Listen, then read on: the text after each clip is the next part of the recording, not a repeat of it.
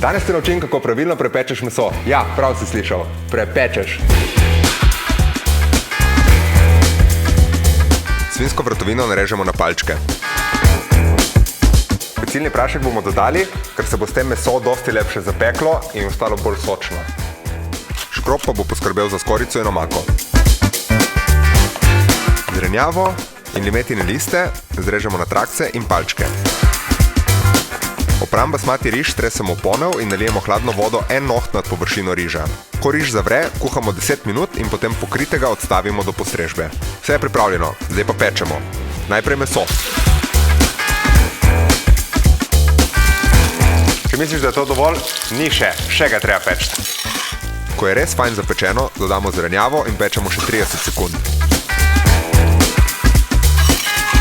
Zdaj pa sladkor, limetin sok, ribja in ostrigina omaka. Na koncu dodamo še 5 žlic premium sojine omake z manj soli. Tako dobimo lepo barvo in okus, ampak jed ni preslana. Vse sestavine za suho pečeno svinjino najdeš na azijskem oddelku v boljše založenih šparih in interšparih.